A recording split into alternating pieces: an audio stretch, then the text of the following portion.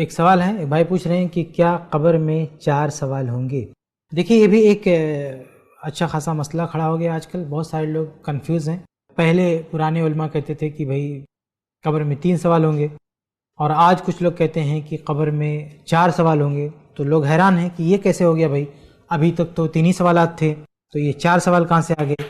اور کچھ لوگ تو پرانے علماء پہ باقاعدہ لعن طعن بھی کرتے ہیں، کہتے ہیں دیکھو ان لوگوں نے چوتھا سوال چھپا لیا، وہ بتایا ہی نہیں، صرف 3 ہی سوال بتائے، چوتھا چھپا دیا۔ تو یہ غلط بات ہے، علماء کرام نے چھپایا نہیں ہے، بلکہ آج کل جو لوگ یہ کہتے ہیں کہ قبر میں 4 سوال ہوں گے، تو وہ اصل میں ٹھیک طرح سے اس حدیث کو سمجھ نہیں پا رہے ہیں۔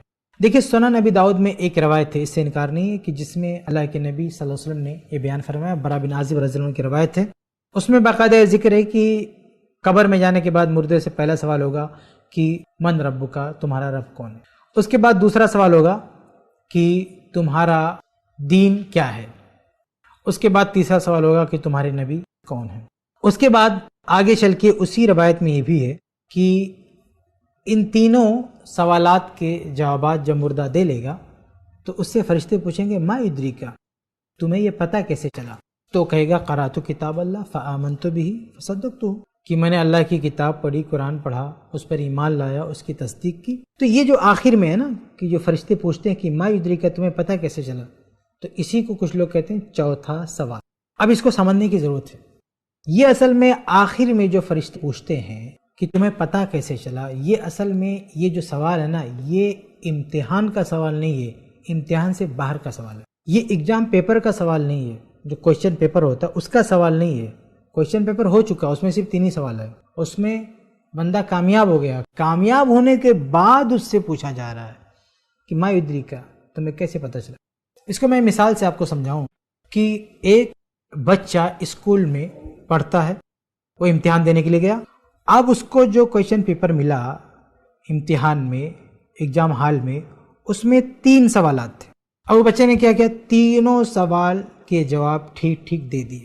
جواب دینے کے بعد جب وہ امتحان ہال سے باہر نکلا تو اس کے ٹیچر نے اس کو پکڑ کے پوچھا کہ تم نے جو جوابات دیے ہیں بہت اچھے جوابات دیے ہیں، بتاؤ اتنے اچھے جوابات تم نے کیسے لکھ لیے، تمہارا پیپر اتنا اچھا کیسے گیا؟ تو یہ امتحان کے باہر آ کر جب وہ ٹیچر پوچھ رہا ہے تو اس کو کیا آپ کہیں گے کہ چوتھا سوال ہے، یعنی اس کے امتحان میں 4 سوال پوچھے گئے؟ یہ 4 سوال نہیں پوچھے گئے، اس سے 3 ہی سوال پوچھے گئے، لیکن یہ امتحان سے باہر آ کے اس سے پوچھا جا رہا ہے تم نے جوابات بہت اچھے دیے، کیا کیا تھا تم نے؟ تو لڑکا کہے گا میں نے محنت کیا، میں نے پڑھا، میں نے یہ کیا، اس لیے میں نے جوابات دے دیے۔ تو یہی صورتحال قبر کی ہے کہ جب اس سے 3 سوالات کریں گے کہ تمہارا رب کون ہے، تمہارا دین کیا ہے، تمہارے نبی کون ہے، جب ان تینوں سوالات کے جوابات دے لے گا تب یعنی وہ امتحان میں پاس ہو چکا ہے۔ پاس ہونے کے بعد اس کی حوصلہ افزائی کے لیے پوچھا جاتا ہے کہ بھائی ما یدریکا، تمہیں پتہ کیسے چلا، تم کامیاب ہو گئے، تمہیں کیسے پتہ چلا؟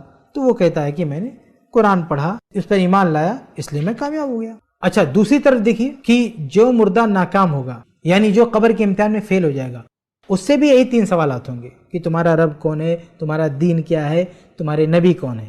ان تینوں سوالات کے جوابات میں وہ کیا کہے گا، ہاں لادری، مجھے نہیں پتا، مجھے نہیں پتا، مجھے نہیں پتا۔ تو اب اس سے کیا چوتھا سوال ہوگا؟ اس سے جب یہ ناکام ہو جائے گا، فیل ہو جائے گا، تو اس سے فرشتے کیا کہیں گے؟ کہیں گے لا دری تو لا دری، تو نے سمجھا کیوں نہیں قرآن، تو نے قرآن پڑھا کیوں نہیں؟ دیکھیں یہاں پہ یہ سوال چینج ہو رہا ہے۔ شروع کے جو 3 سوالات ہیں وہ چاہے امتحان میں پاس ہونے والا ہو اس سے بھی وہی 3 سوالات ہیں، فیل ہونے والا اس سے بھی وہی سوالات ہیں، لیکن یہ جو چوتھے نمبر پہ پوچھا جا رہا ہے تو جو پاس ہو رہا ہے اس سے الگ چیز پوچھی جا رہی ہے، ما یدریکا، تمہیں کیسے پتا چلا، تم کیسے کامیاب ہو گئے؟ اور جو فیل ہو گیا اس کو ڈانٹا جا رہا ہے کہ تم نے پڑھا کیوں نہیں، سمجھا کیوں نہیں۔ تو دونوں کا فرق سمجھنے کی کوشش کیجیے۔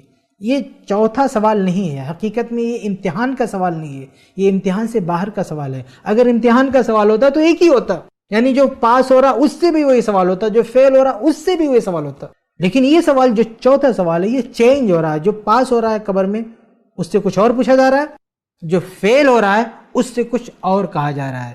یہ سوال کا فرق ہی بتاتا ہے کہ یہ اصل امتحان کا سوال نہیں ہے، بلکہ امتحان ہونے کے بعد، ریزلٹ آؤٹ ہونے کے بعد کا سوال ہے۔ تو اس سے انکار نہیں ہے کہ قبر میں یہ چیز بھی پوچھی جائے گی. پاس ہونے والے سے پوچھا جائے گا تم کیسے پاس ہو گئے, تمہیں کیسے پتا چلا, اور جو فیل ہو گیا اس کو ڈانٹا جائے گا تم نے سمجھا کیوں نہیں, پڑھا کیوں نہیں.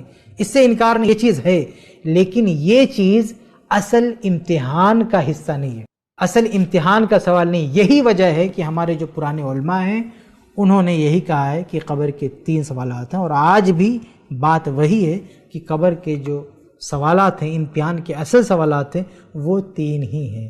اور یہ جو چوتھی چیز ہے یہ ہمارے علماء سے اوجھل نہیں ہے, اس کا کوئی انکار نہیں کرتا, یہ چیز بھی ہے, لیکن اسے آپ سیریل نمبر لگا کے گننا شروع کر دیں کہ یہ پہلا, یہ دوسرا, یہ تیسرا, یہ چوتھا, ایک ساتھ مکس کر دیں تو یہ غلط فہمی ہے اور حدیث کو صحیح طرح سے نہ سمجھنے کا نتیجہ ہے. اس لیے حدیث کو پڑھتے ہوئے آپ اس کو سمجھنے کی بھی کوشش کریں کہ کون سی بات کس سیاق میں ہے, کہاں سے اس کا تعلق ہے.